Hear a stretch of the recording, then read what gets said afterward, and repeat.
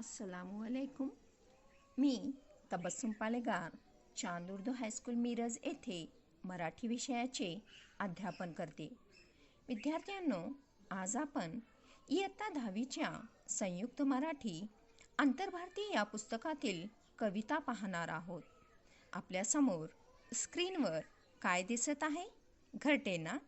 या घरट्यालाच खोपा असेही म्हटले जाते.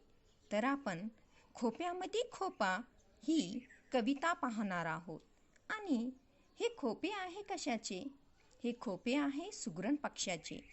सुगरण पक्षी कसा दिसतो ते आपल्या समोर दिसत आहे. बहिणाबाई चौधरींची ही कविता आहे.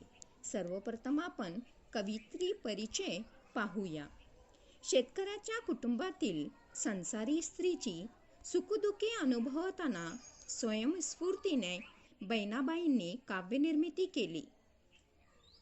माणुसकी, निसर्गाशी समरसता, डोळस श्रद्धा आणि खेड्यातल्या निसर्गाचा मानवी जगण्याचा खानदेशी बोलीतील सहजस्फूर्त आविष्कार ही त्यांच्या कवितेची वैशिष्ट्ये आहेत.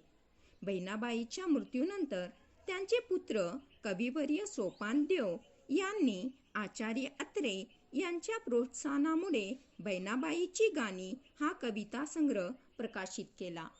प्रस्तुत कवितेत सुगरण पक्षी व माणूस यांची तुलना करून सुगरण पक्ष्यामध्ये असणाऱ्या सृजनशीलतेचे वर्णन केले आहे. सुगरण पक्ष्याप्रमाणे माणसाने आपल्या निसर्गदत्त देणगीचा उपयोग करून सौंदर्यदृष्टीने नवनिर्मिती करावी असा संदेश दिला आहे. तर चला आता ही कविता आपण तालासह पाहूया.